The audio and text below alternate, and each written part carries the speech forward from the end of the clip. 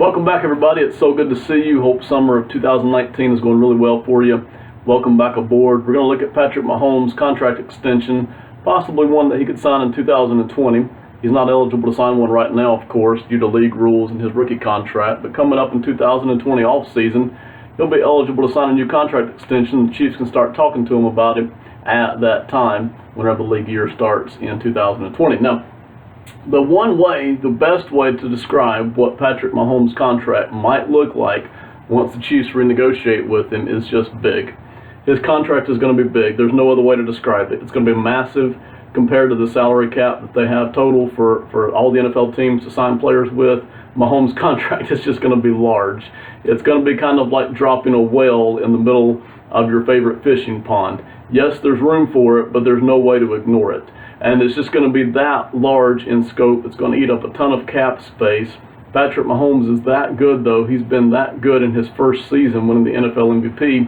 I don't think there's any question that you negotiate with him and put together a contract that makes him happy, makes him stay around for the next few seasons. So it's going to be a massively large contract, not so much compared to the NBA or to Major League Baseball, but those two sports have different salary structures than what the NFL has and just different constraints.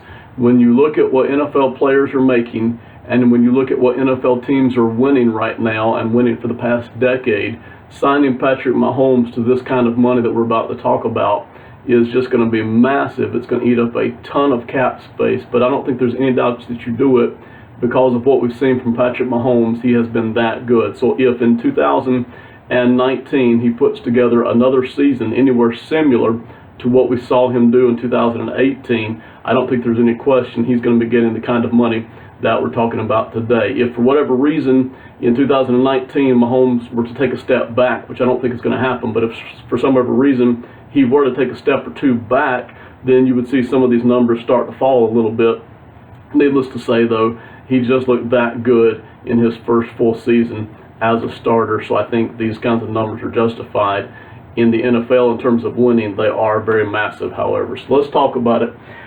This is what I think you can expect to see the deal somewhat end up being. 5 years, $200 million. 5 years, $200 million. You might possibly see them sign for 4 seasons or even 3 seasons. Usually the NFL players want to sign as long a contract as they can. Generally speaking, though, for a quarterback this young, for a guy who seems to be this good, for a guy who could be playing for a very long time, the agent for Mahomes and Mahomes himself might even be interested in signing for fewer seasons because that means they get to renegotiate sooner and would be able to jack up the price in 3 or 4 seasons. So it wouldn't surprise me if you see them sign for 3 or 4 seasons as opposed to 5, but I'm going with 5 years for now for today's purposes. So 5 years, $200 million. That's based off of a cap number of $40 million. Now, some of you, when you read print media or when you hear people on TV talking about this number right here, they're going to use the term average salary.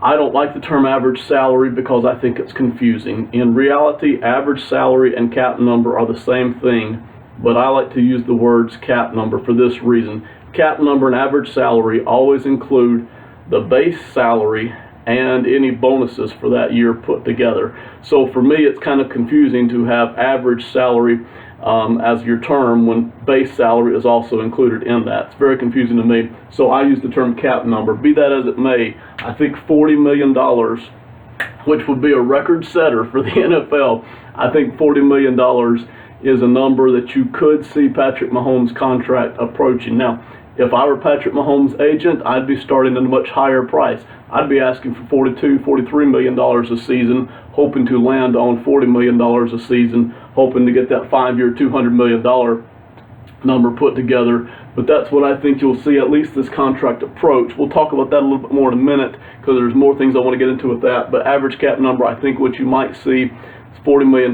give or take. Signing bonus, I think $75 million is well within reach. Matter of fact, again, if I was Patrick Mahomes' agent, I'd be asking for a $100 million signing bonus. I wouldn't be asking for anything less. I'd be willing to get down to $75 million, but I think $75 million is probably well within the range of what you're going to see Patrick Mahomes sign for. Guaranteed at signing, $90 million. In my mind, to my way of thinking, that's the $75 million signing bonus plus guaranteeing the first year. We'll get more into that in just a second, because there's some things that the Chiefs can play with there to try to negotiate a little bit, try to drive down that cap number.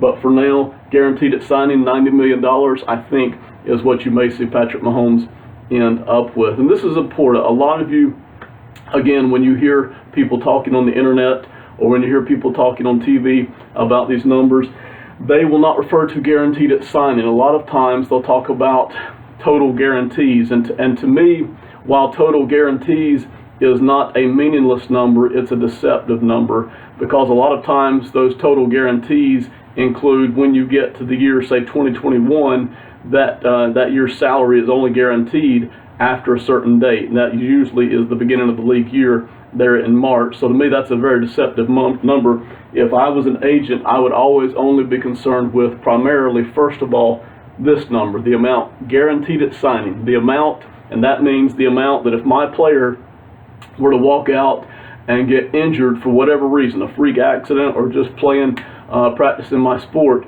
for whatever reason, I still get this number no matter what. I don't walk away with anything less than this. So that's the number. It's a very important term to me. Guaranteed at signing, $90 million. I think that's what you're going to see Patrick Mahomes end up with, at least. I wouldn't think you'd see him end up with anything less than $90 million guaranteed at signing.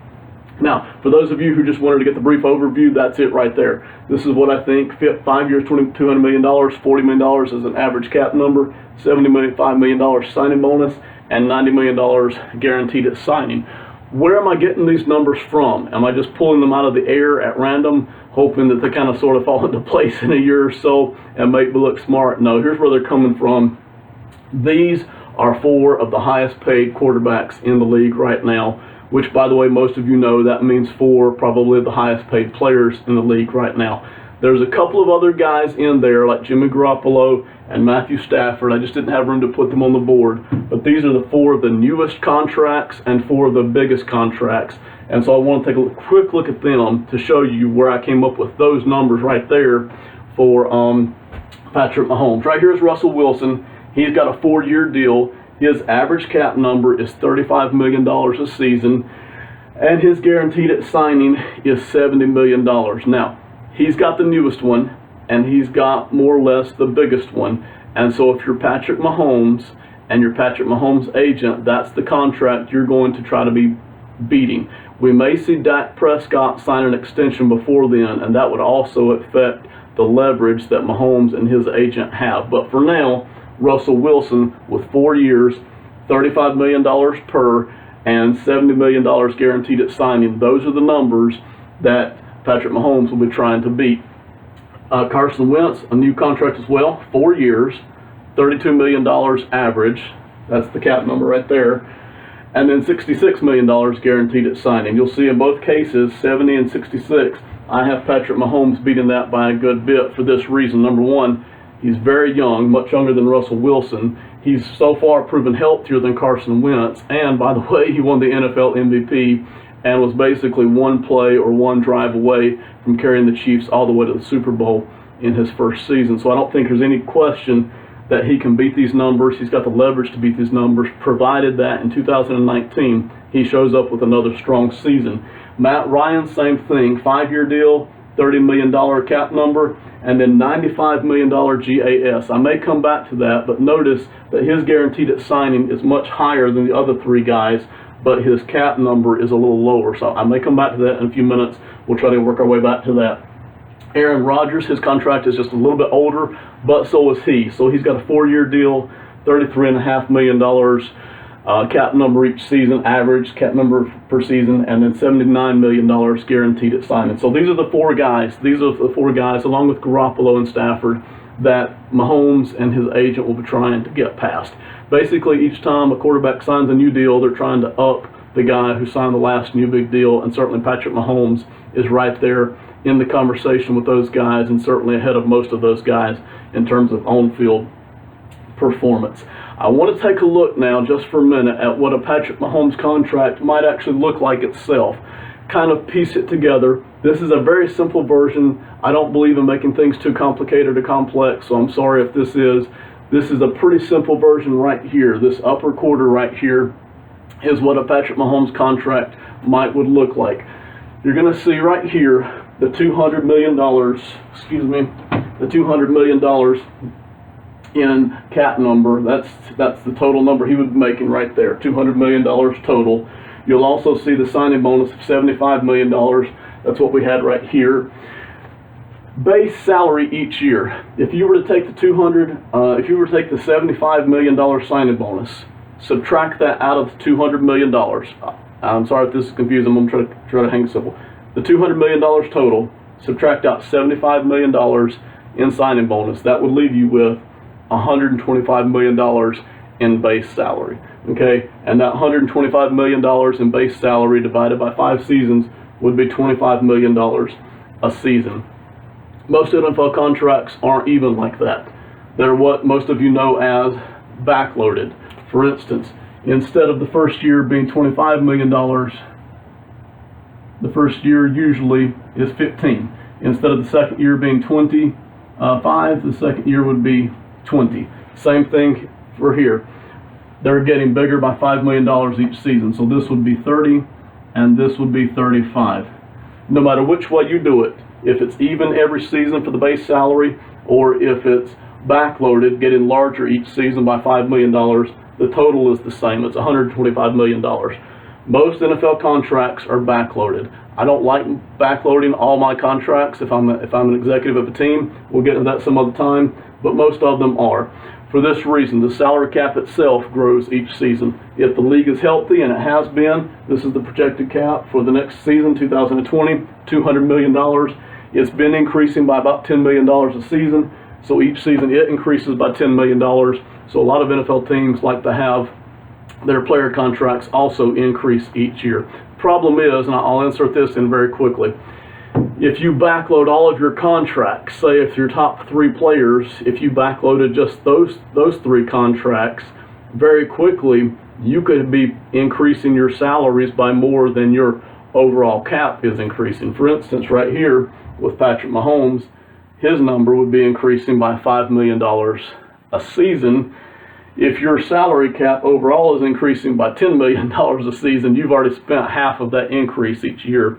What that does, if you've backloaded everybody, it's like you're trying to fit too many wedges into a bucket every season. So you have to be careful with that. If you're an NFL GM, you have to watch, of course, how much backloading you do. I think a lot of times it makes sense to even out the contracts like this, or it makes sense even to front load a contract in some cases, like the Raiders did with Derek Carr. So you're actually eating a certain amount of cap space that first season or two, and it gets much easier after that. How do we get to our cap number for each season? Where does that come from? It comes from the base salary plus the signing bonus. Now, without getting into too much jibber jabber here, your signing bonus could also be, the bonuses themselves could also be broken down into roster bonuses and workout bonuses. For the purposes of today's contract, listen, roster and workout bonuses usually work out in the team's favor, not the players. For today, I'm only counting a signing bonus as all that there would be included. But at the end of the day, all the bonuses have to be included in the cap space. So $15 million signing bonus each year, plus this base contract each year. So 15 and 15 for 2021 would be $30 million. 20 million and 15 would be 35. 25 and 15 would be 40. 30 and 15 would be $45 million. And then for the final season in 2025, you would have the 35 plus the 15, which would be $50 million. That's usually the way NFL teams like to do their contracts. They like to backload them in this fashion, and that seems to, by and large, work well for most teams. As long as they're careful with it, don't start doing too much of it. That's the numbers for the base 2, the backloaded contract, and the signing bonus. That brings you your cap number. Now, if I'm the Kansas City Chiefs, and I'm looking at these enormous numbers right here, $30 million, 35, 40, 45, $50 million, and I look at how much cap space it's eating up each season, I have a right to be worried that maybe I can't win as easily paying Patrick Mahomes this kind of money each season. As a matter of fact, and this is an important thing, and I want to hit on this combined with this season here, over the past decade, it is more likely for a team who is paying this kind of money to a quarterback or to some other player on the team who might be making quarterback money, it is more likely that a team like that will miss the playoffs entirely than they will to compete for a Super Bowl. We've seen team after team, the Seahawks with Russell Wilson, the Panthers with Cam Newton, the Denver Broncos with Von Miller, the Saints with Drew Brees. We have seen team after team after team look really good and almost unstoppable, only to have them sign their quarterback to a massive contract and then struggle to even make the playoffs for the next 5 seasons. That's been very consistent what we've seen, and those of you who have watched the previous videos know that. That's a historical trend for the past decade. Teams who are not having to pay their quarterback very much are having a much better chance of making the playoffs and a much better chance of getting to the Super Bowl. So for those of you who are worried about Patrick Mahomes making this kind of money, if we're the Chiefs, can we still compete for the Super Bowl, or are we just going to be fighting for the playoffs at this point in time? It's a valid concern. Now, like I said before, Patrick Mahomes is so good. I think he's in the top 5. I think he's likely to stay right there at number 1 or 2 or 3 for the next several seasons. So he's so good, I think there's no way that you can't pay him. But still, it's a fair question because we've seen other teams with quarterbacks who were just about this good. The Saints with Drew Brees, most notable among them. We've seen other teams with quarterbacks this good have to pay that quarterback a lot of money, and then their big fight is just to get past being mediocre. Their big fight is just to get into the playoffs, and they really struggle even to do that, much less approach an AFC or NFC title game, much less get all the way back to the Super Bowl. We're just not seeing it. So I'm not saying that a team can't do that. Matter of fact, I think the Chiefs can do that because of some of the other things that they have going on. But it does make your level of difficulty much higher. Those of you who play a lot of video games know that at a certain point, they make the game harder depending on which level of expertise you put it on. When you get to a certain level of expertise, for no real reason other than that the computer has made it more difficult, your level of difficulty is much, much harder. That's what happens when you sign a player, any player, quarterback or otherwise, to a high-level volume of money like this. Your level of difficulty in just getting out to the playoffs, much less getting to the Super Bowl, gets much more difficult. For those of you, and you'll notice, I have 5 seasons here. I did not include 2020. Right now, Patrick Mahomes is under contract for 2020. It's a pretty good deal. $735,000 is his base. He's got a $2.5 million signing bonus. He has a couple of other bonuses in there that come up to equal $5.2 million, which is nothing for a quarterback of Mahomes' caliber. It's nothing for a quarterback of any caliber in the NFL. If you see that right there and you're worried, if we sign him to a new deal, does that mean in 2020 he's going to be making a boatload of money and we even lose that 1 year that we've got out of being able to compete with a cheap quarterback? Here's the reason why I don't think you have to worry about that necessarily. And you can look at the Todd Gurley contract and see this. You can look at some of the other recent the Carson Wentz contract and see this. Typically speaking, when a guy's already under contract for a season or 2 seasons, and we add on this massive contract on top of it, generally speaking, the team of the agents have the option to basically leave this year alone and leave those numbers alone. Or what you see in a lot of cases is they pad it just a little bit with a few extra $1 million of signing bonus. So what you might see is this number stay exactly the same and be unaffected, or you may also see it jump up to something like $10 million for the 2020 season. So for those of you who are thinking we don't want to sign Mahomes to a contract right now because it'll mess up the great value that we've got in 2020, it'll mess up our one great chance for a Super Bowl win in 2020.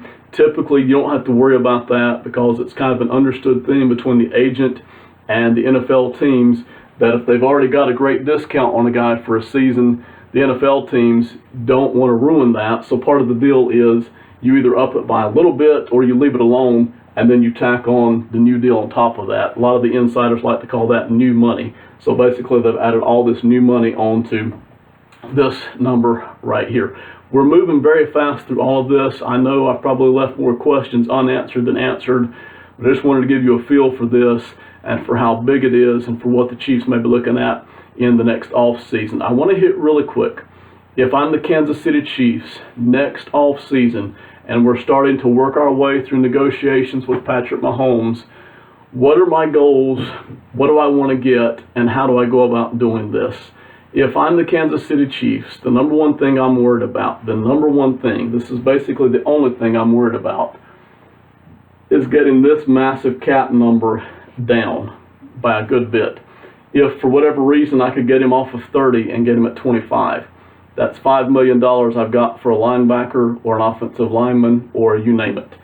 If in 2025 I've got him at $50 million, which is a massive cap number, if I can somehow negotiate him down some way or another, if I can get Patrick Mahomes down to $40 million that season, that's an extra $10 million I've got for a wide receiver or for a tight end or for you name it. So if I'm the Kansas City Chiefs, somehow, some way, I'm very interested in driving down this cap number each season.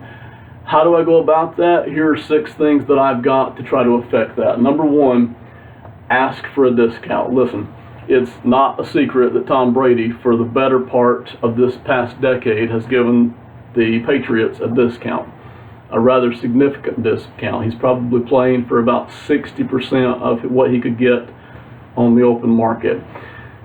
I thought about this. I'm not going to go to Patrick Mahomes and his agent. I'm not going to go to him with a lot of charts. I'm not going to go to him with a lot of fancy numbers trying to talk him into this.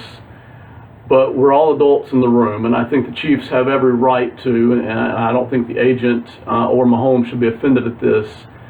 I think they've got every right to just go to him straight up with his agent in the room and ask him, are you willing to give us a discount? We would like to sign you. We would like to keep you. We're going to make every effort to do that, but we'd also like to win. And paying you this kind of money, we think it's going to be a lot harder to win.